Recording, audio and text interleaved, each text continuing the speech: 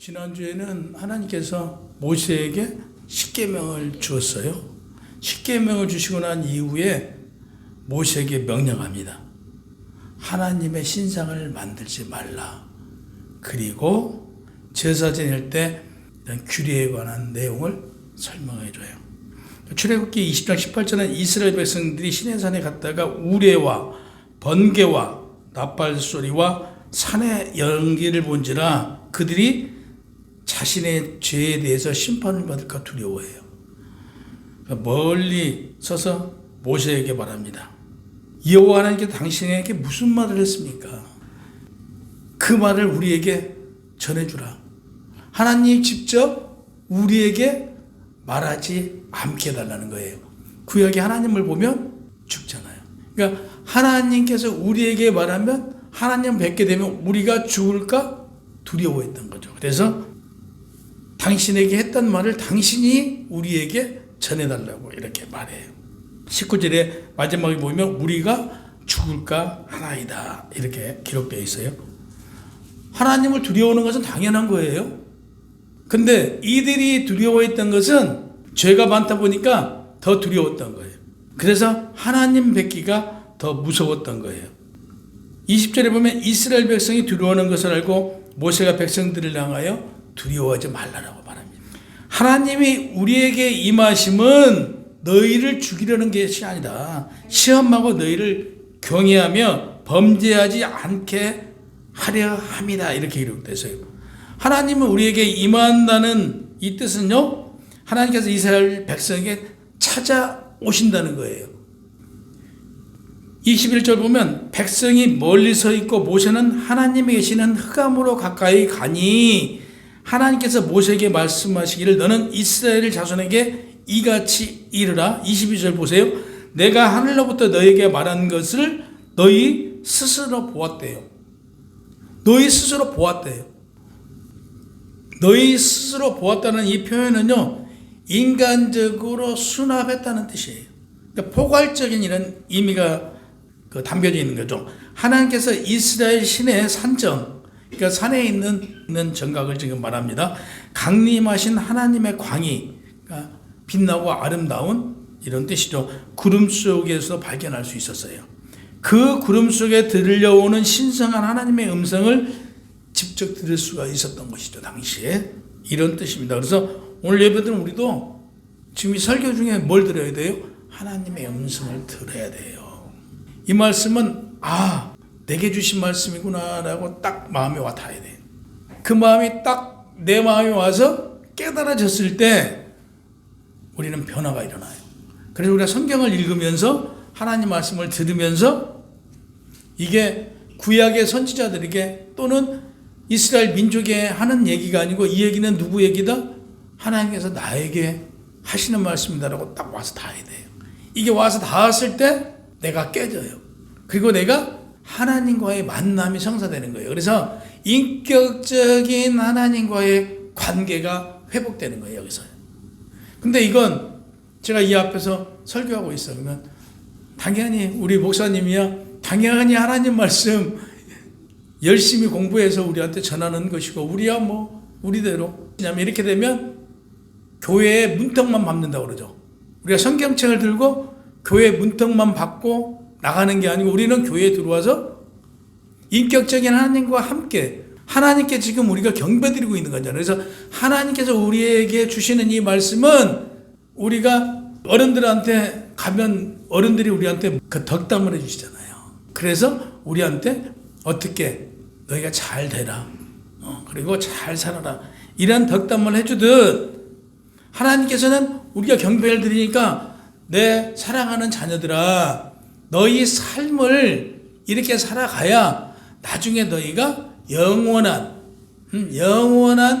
내가 있는 이곳에 와서 살 수 있다. 너희가 영원한 나의 집으로 오려고 보면 너희 삶이 이렇게 되어 있어야 이곳에 와서 살 수 있다. 이런 걸 지금 말씀해 주고 계시는 거예요. 그래서 이 말씀이 나에게 오는 말씀이구나라고 딱 깨달아져야 돼요. 그래서 보면요, 목사는 목사가 해야 될 일이고 우리 성도들은 그래 주일이니까 성경책 들고 교회 왔다가 그러면 그 열처녀 중에 다섯 처녀는 불하고 기름을 가지고 있었어요. 근데 다섯 처녀는 등만 가지고 있었어. 그래서 밤이 됐는데 이제 기름이 떨어져 가요. 그 신랑을 맞이하러 나오래요. 근데 기름이 없대. 그 옆에 슬기로운 처녀들한테 기름을 좀 달래. 같이 좀 나눠서 쓰자 그러니까 슬기로운 다섯 처녀가 너희하고 나눴으면 우리도 모자랄 것 싶으니까 가서 사가지고 오래요. 이라는 다섯 처녀가 그 기름을 사러 갑니다. 기름을 사가지고 천국문에 앞에 와서 보니까 이미 문은 닫혀버렸어요. 문이 닫혔어요. 거기서 울며불며 주여 주여 하고 불러봐요. 우리 주님께서 뭐라고 얘기해? 나는 너희를 도무지 알지 못한다라고 그래요. 알지 못한대. 다시 얘기해서 우리가 성경책만 들고 교회 문턱만 밟아가지고는요 천국에 갈 수 없다라는 비유적인 얘기예요. 우리가 교회 안에 들어와서 인격적인 하나님과 만나서 인격적인 하나님을 통해서 내가 깨어지고 하나님 나라의 사람, 하나님의 자녀답게 변해갔을 때 그 천국 문이 열리는 거예요. 그 어리석은 그 다섯 처녀처럼 이 호롱불, 쉽게 얘기해서 이 불만 들고 와요. 이 성경책만 들고 왔다 갔다 해서는 천국에 가지 못한대요. 네. 그래서 비유적으로 뭐라고 얘기하냐? 우리가 인격적인 하나님을 만나지 못하고 우리가 좋을 때 미련한 다섯 처녀와 다를 게 없대요. 똑같대요. 나의 모습을 보았다라고 그랬어요. 나의 모습을 보았다. 이 표현과 같이 나를 본 주인공이 우리가 됐어요. 하나님을 보았대요. 하나님을 본 주인공이 우리가 됐어요. 그러면 나를 보았다는 다음 절에 뭐라고 그러냐면 우상을 만들지 말래. 너희가 나를 보았으면 나만 믿어야지 우상을 만들지 말래. 너희가 은이나 금 같은 것으로 나의 형상을 만들지 말라고 그래요. 이때 당시 그러니까 이스라엘 민족 뭐 그쪽 사람들은 그 많은 신상이 지금 일본처럼 많은 그 신들이 있었어요. 그래서 그들이 은이나 금으로 깎아서 그 신상을 만들어서 거기다 대고 절하고 그걸 섬겼던 거예요. 그래서 이거 하지 말라는 얘기예요. 이거 하지 말아라. 23절에 보면 하나님의 은혜를 입으려면 너희가 나를 빗겨서 은으로나 금으로나 너희를 위하여, 누구를 위하여? 너희를 위하여, 나를 위한 게 너희를 위하여 신상을 만들지 말라라고 했어요. 하나님의 형상을 만들려는 것은 인간의 그릇된 욕망을 두고 오신 얘기예요. 하나님이 어디 계세요? 하나님은요 여기도 계시고 우리 마음에도 계시고 하늘에도 계시고요 세계 어느 곳에 다 계시는 분이에요. 지금 우리 예배드리고 있는 여기에 하나님이 계시는 거예요. 무소부재하시는 분이잖아요. 그분은 어느 때 거기에 하나님이 계신다는 사실이에요.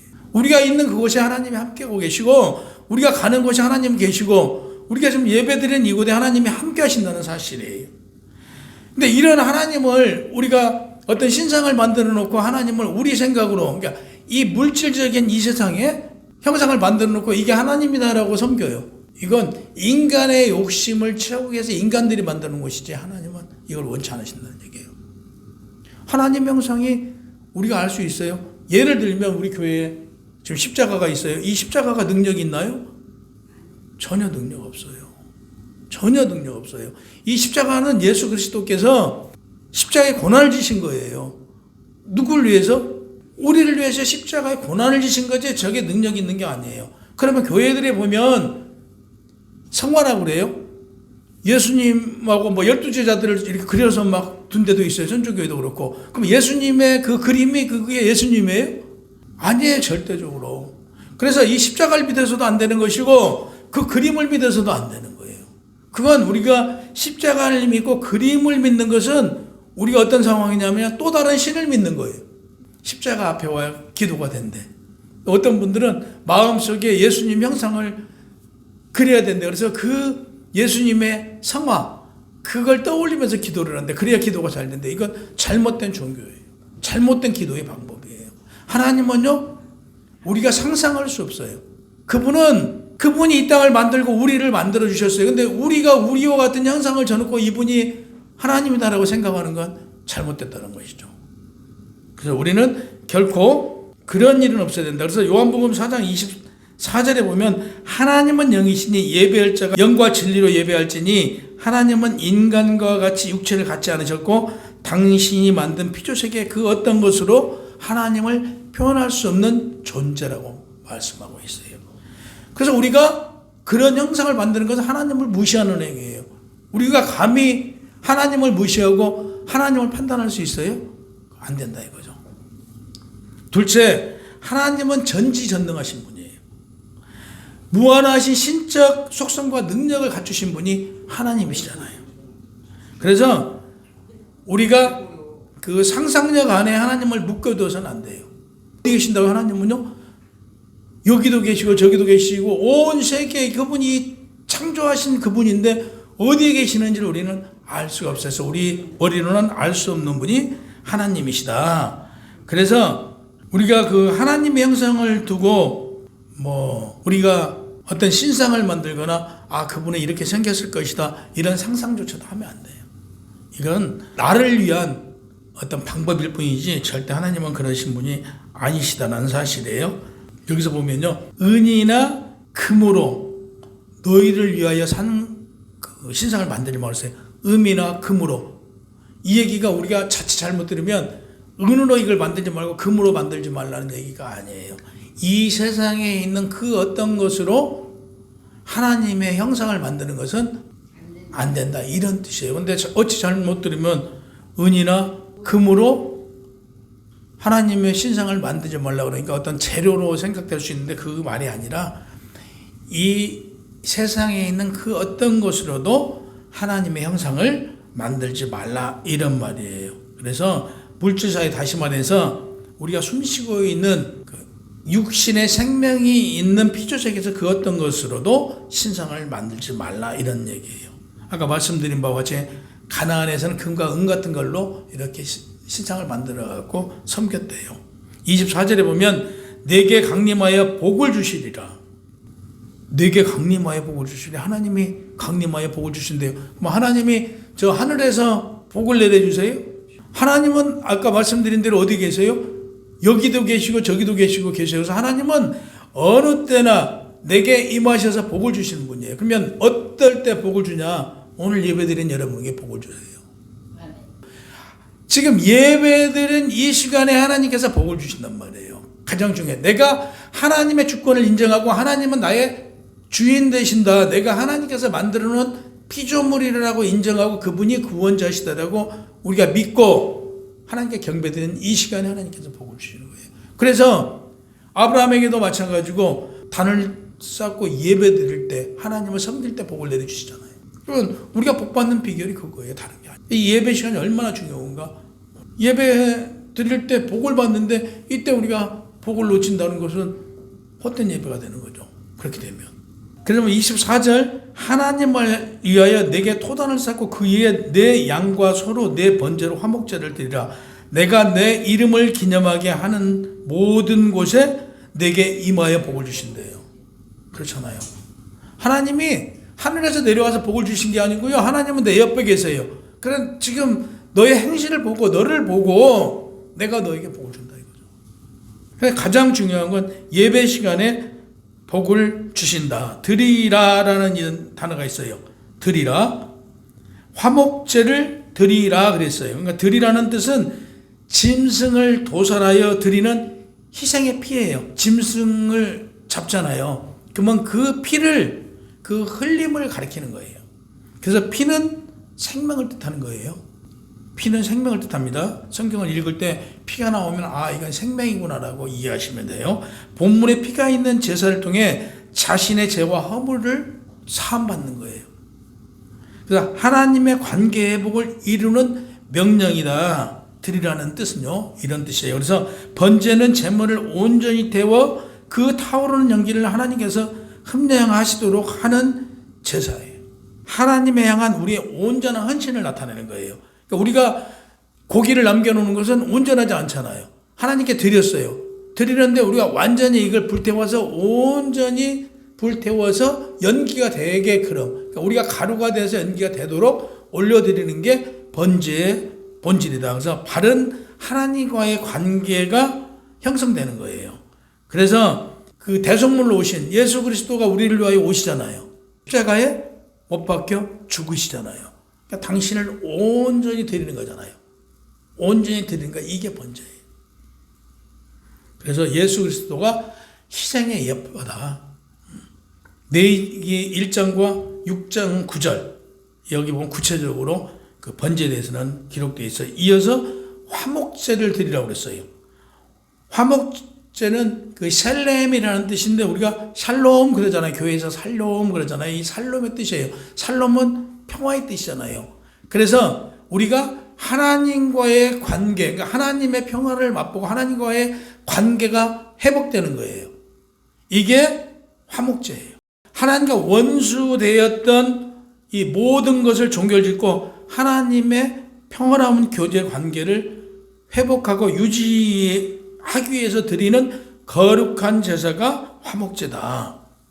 또 화목제에 대해서는 레위기 3장에 구체적으로 기록되어 있어요. 내게 임하여 복을 주신다고 오늘 말씀하셨어요.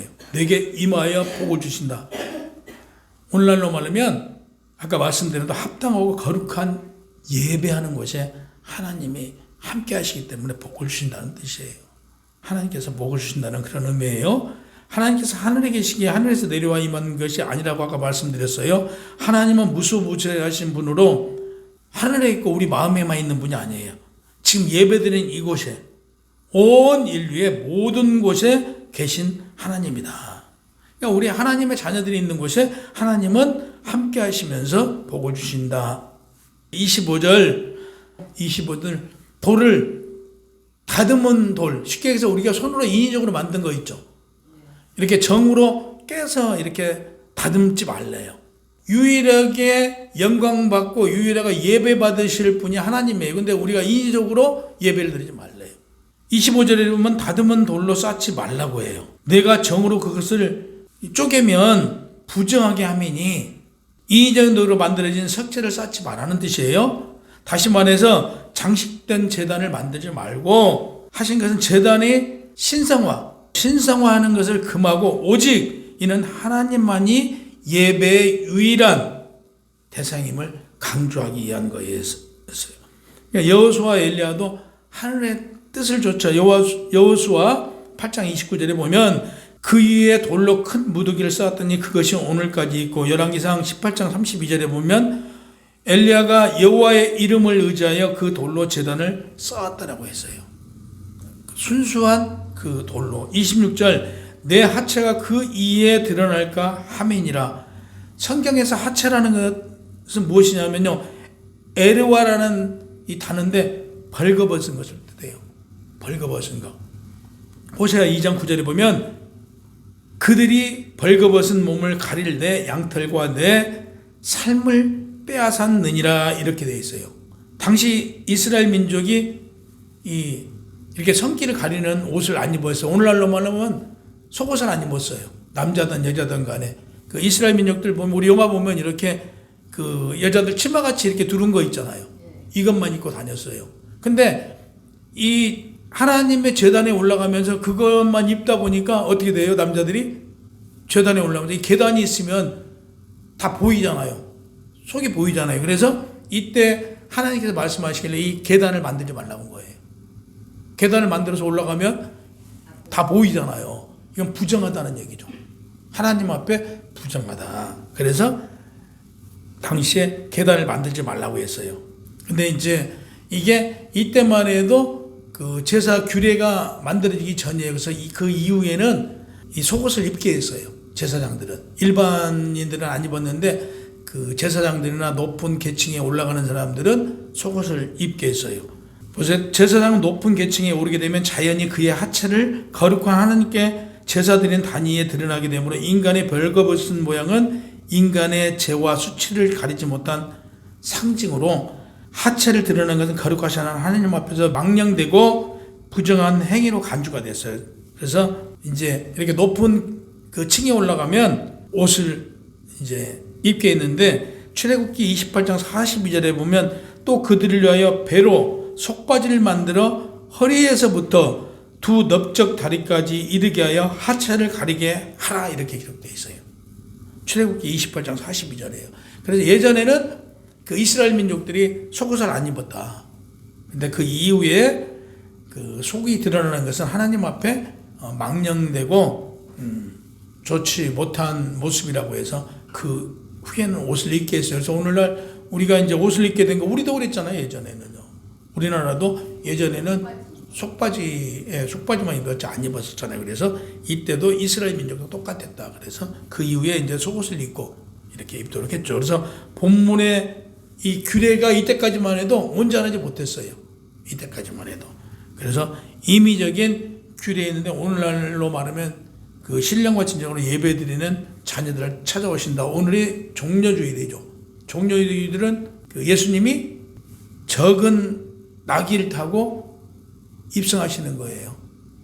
그분이 이 성으로 들어오시는 것은 우리의 죄를 사하여 주시고자 오신 것처럼 우리도 하나님 앞에 정말 신실하고 온전한 그런 예배를 드리는 저와 여러분이 되시기를 주님의 이름으로 축원합니다.